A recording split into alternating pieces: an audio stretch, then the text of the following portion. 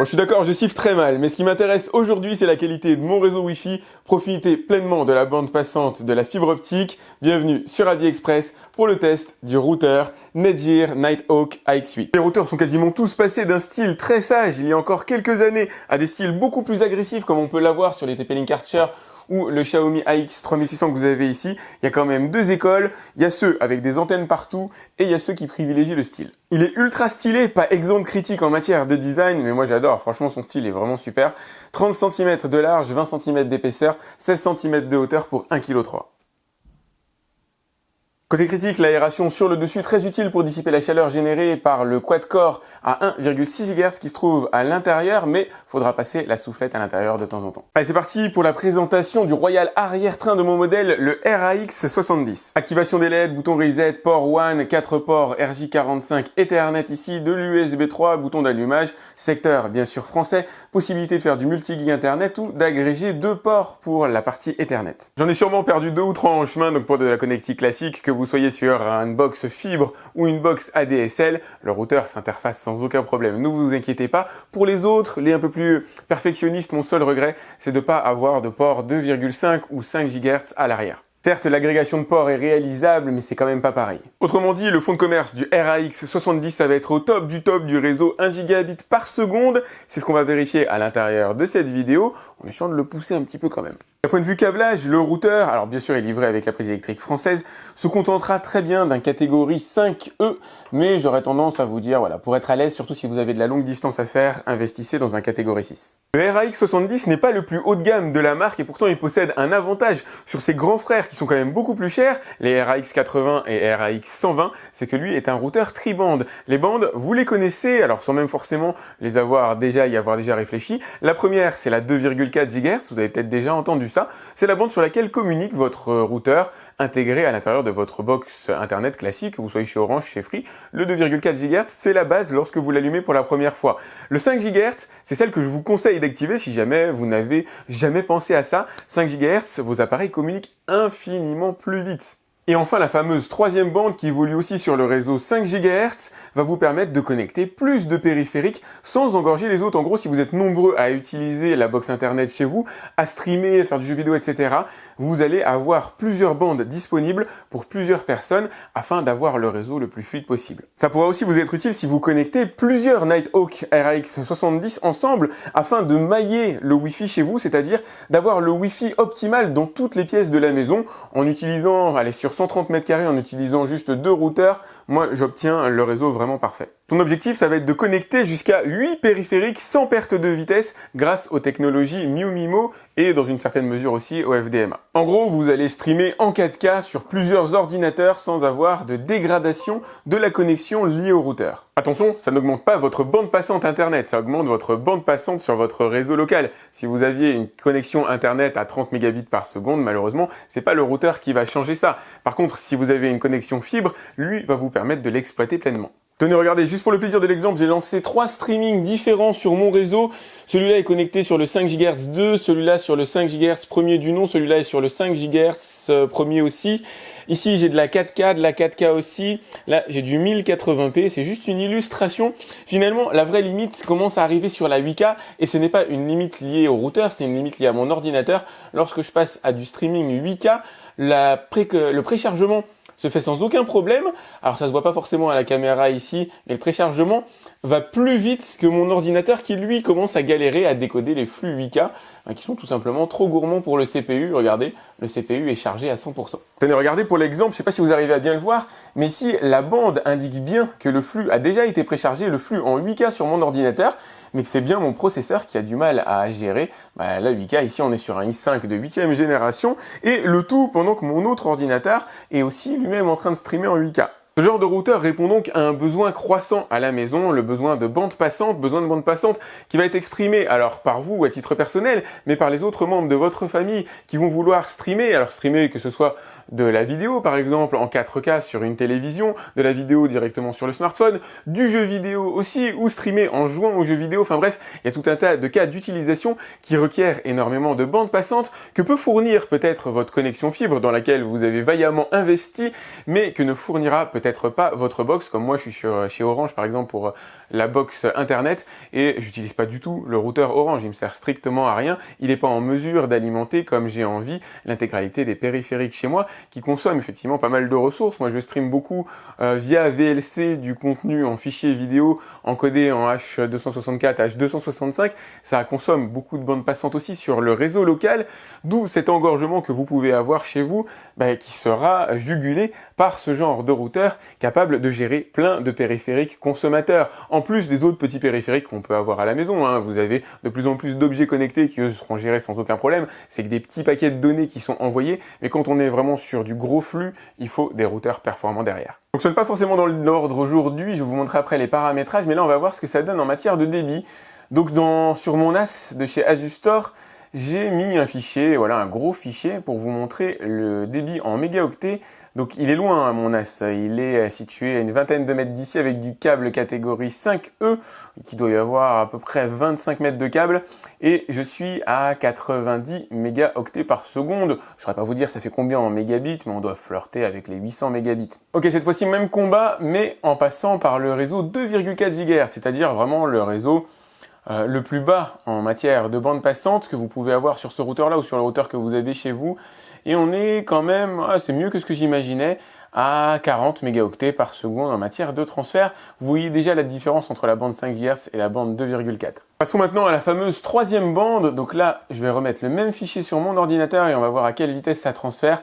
Et là, ça y est, on est au gigabit, on est au plafond. Je peux pas aller plus vite a priori, je suis à 110 mégaoctets par seconde et ça plafonne de manière tellement nette ici, c'est tellement linéaire, sans aucune saute, sans aucune saccade, que je sais qu'on est au max du débit que permet mon réseau. Alors comment interpréter ces résultats? Aujourd'hui, tout est calibré, je trouve, en tout cas dans l'univers internet, pour le 1 gigabit par seconde. Je vois par rapport à ma maison, j'ai déménagé il n'y a pas longtemps, le réseau interne est avec du RJ45 5E, c'est un réseau filaire pour du 1 gigabit seconde. Ma box Orange qui gère la fibre est calibrée au niveau de ses ports à l'arrière pour du 1 gigabit seconde. Le routeur que je teste aujourd'hui, le RAX70, est calibré au niveau de ses ports à l'arrière pour du 1 gigabit seconde. Il est capable de diffuser plus en Wi-Fi parce qu'il dispose d'un certain nombre de ports à l'arrière, mais un seul port envoie du 1 gigabit seconde. Donc tant qu'on est dans cette sphère du 1 gigabit seconde, le routeur est parfaitement à son aise. Le passage suivant va être un petit peu plus compliqué à comprendre parce qu'on va faire du gigabit et du gigaoctet.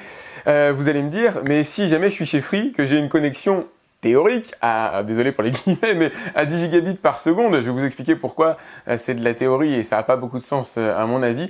Déjà, la première chose, c'est que vous ne pouvez pas l'exploiter en Wi-Fi. Même si vous passez chez Netgear avec leur meilleur routeur, que vous avez un port en entrée qui gère du 5 gigabits par seconde, en sortie, vous aurez du 6 gigabits maximum. Vous allez me dire, ouais, mais Free a déjà son propre routeur intégré, sauf que le routeur Free de Free envoie du 4,4 gigabits par seconde, alors qu'on est sur une connexion 10 gigabits. Donc quoi qu'il arrive, en Wi-Fi, vous ne profitez pas de la pleine connexion 10 gigabits par seconde. Donc vous allez devoir passer par du filaire. Mais même si vous avez du filaire, il faut que votre ordinateur soit raccord avec du 10 gigabits par seconde. Et là, on va passer aux octets. Vous l'avez vu, avec une connexion 1 gigabit, je télécharge grosso modo à 100 mégaoctets par seconde. Donc avec du 10 gigabits, mécaniquement, ce sera un peu plus. Vous allez télécharger à 1 gigaoctet par seconde. Ça veut dire que votre SSD, votre disque dur, doit être en mesure d'absorber ce flux de données en écriture et même pas en lecture. Ce qui est, je vais pas dire de l'ordre de l'utopie, mais nécessite des configurations très spécifiques en RAID que le commun des mortels n'a pas. Donc le 10 gigabits par seconde, c'est un miroir aux alouettes, c'est une publicité, c'est du marketing, même si la connexion le fait. Ce qui est probable, chez Free, je ne les mets pas particulièrement en doute, votre ordinateur ne peut pas absorber le réseau. Et même les serveurs qui vous envoient les données doivent, alors non seulement supporter le 10 gigabits par seconde, ce qui est sans aucun doute faisable, mais accepter d'envoyer du 10 gigabits par seconde à une personne. Ça arrivera, sans aucun doute, mais à terme. Pour l'instant, c'est vraiment de l'utopie de bénéficier du 10 gigabits par seconde. 1 gigabit, c'est ce que moi j'utilise, avec une connexion 400 mégabits fibre.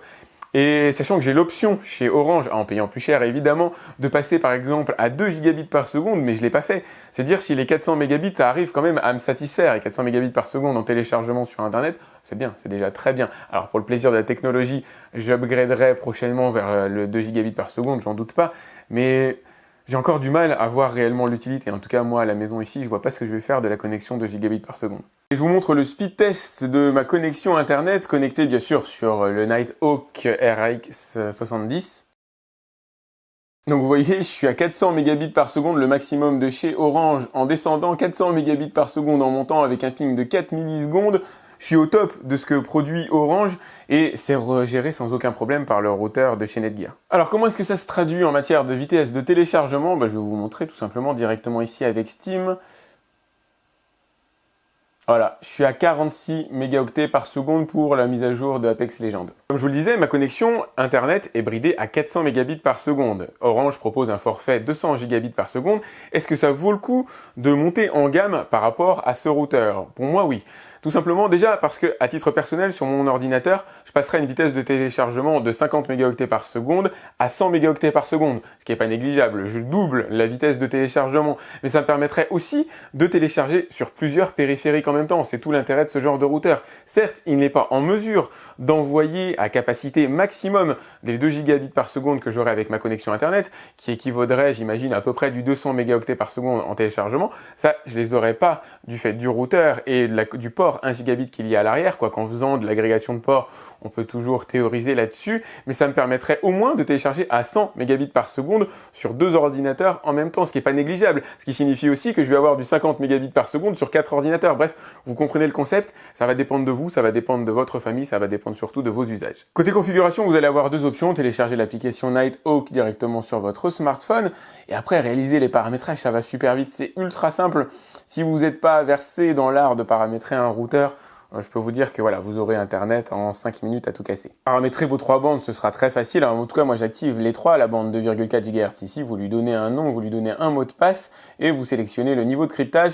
Alors ça va dépendre de la bande que j'utilise, mais là je mets beaucoup de WPA2 pour avoir un maximum de périphériques compatibles. Les aspirateurs robots que je teste par exemple ne sont pas compatibles avec le WPA3. Pour obtenir un paramétrage plus fin, je vous conseille de passer par un navigateur Internet. Je peux pas vous présenter l'intégralité des paramètres que vous allez pouvoir modifier, moduler à l'intérieur de l'interface. Mettez sur pause par exemple là si vous voulez avoir un petit ralenti ou en tout cas vous focaliser sur un endroit en particulier. Vous allez pouvoir l'utiliser de plusieurs manières, en routeur Wi-Fi, en répéteur, c'est ce que moi j'utilise, en modem filaire, en système maillage, donc connecter plusieurs Nighthawk ensemble ou en routeur LTE. Ok, maintenant ce qu'on va essayer de faire, c'est de matérialiser l'affaiblissement du signal à mesure que on s'éloigne du routeur, puisque tout le monde ne vit pas à côté d'un routeur. Je vais vous remontrer le transfert de fichiers. Ici, je suis à 85-90 mégaoctets par seconde en transfert juste à côté du routeur. Me voilà dans la pièce d'en face, à 4 mètres du routeur et surtout avec 2 murs en placo qui nous séparent. Et on va voir le débit. Donc je suis à normalement à peu près 75 mégaoctets par seconde en débit stable. Ouais, voilà, c'est ça, 75-80. Donc j'ai perdu 15 mégaoctets par seconde. Si je ferme la porte, on va voir si ça change quelque chose en matière de débit. Non, pas du tout. Je suis maintenant à 10 mètres du routeur dans une pièce en diagonale, toujours sur le réseau 5 GHz. Même test de transfert de fichiers. Ça change rien, 15 mégaoctets par seconde, 20 mégaoctets par seconde d'affaiblissement. Ça change pas grand chose. Allez, je suis maintenant au point le plus éloigné à l'intérieur de ma maison. Ça doit équivaloir à 15 mètres à peu près. Et 4 murs en placo. Et je télécharge 60 mégaoctets par seconde. Donc voilà, et 65. Donc j'ai un affaiblissement de 25 mégaoctets par seconde, c'est pas énorme. Alors là, ça va pas être la même limonade, je suis en extérieur, cette fois-ci c'est des murs en béton qui me séparent et je suis au point le plus éloigné de mon bureau et là je télécharge à 2 mégaoctets par seconde. Donc le routeur est pas vraiment fait pour traverser une trentaine de mètres avec des murs en béton, ça c'est sûr. La vidéo ayant été assez longue, je vais essayer de conclure de manière plus succincte. Le routeur RAX70 est parfaitement dans l'air du temps, vous permettant de bénéficier du Wi-Fi 6 et de votre connexion fibre.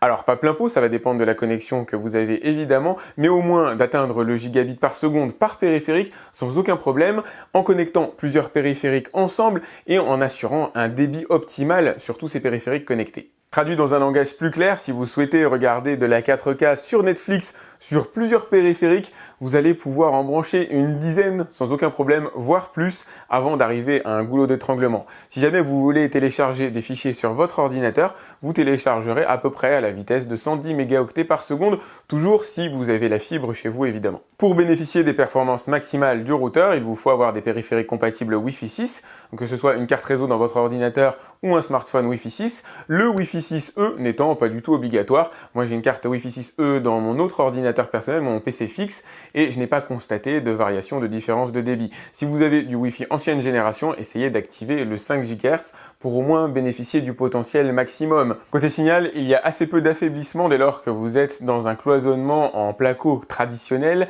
Là, vous allez avoir un réseau qui sera assez excellent quel que soit l'endroit où vous vous trouvez et un seul routeur suffira. Par contre, quand on commence à avoir du cloisonnement en béton, quand on commence à avoir des étages, en règle générale, il est plutôt recommandé de passer par du Wi-Fi mesh, donc un réseau maillé avec un routeur qui va desservir la zone en bas, le rez-de-chaussée, et un routeur qui va desservir l'étage. Si vous avez aimé cette vidéo, n'hésitez pas à la liker, c'est important pour moi. Je vous ai mis le lien comme d'habitude pour aller voir son tarif directement dans la description. Il se positionne bien, il est quand même raisonnable en matière de prix par rapport au reste de la gamme. Et voilà, il vous permet vraiment de bénéficier du réseau gigabit sans aucun problème. C'est assez difficile de créer ce genre de vidéo à la fois accessible à ceux qui ne s'intéressent pas particulièrement au routeur, en tout cas qui découvrent le monde, et de donner suffisamment d'informations à ceux qui nécessitent des détails un petit peu plus pointus. Il faudra presque en faire une deuxième ou en tout cas 2 vidéos totalement dissociées. Là, j'ai essayé de tout rassembler en une. J'espère avoir réussi mon pari. Si c'est le cas, pensez à vous abonner à ma chaîne, c'est important pour moi, à cliquer sur la cloche qui vous permet d'être alerté lorsque je lance une nouvelle vidéo. Si vous avez des questions, vous pouvez me les laisser directement dans les commentaires de la vidéo YouTube. J'essaie de répondre à tous mes abonnés et je vous dis à très vite pour un autre test sur AviExpress. Salut!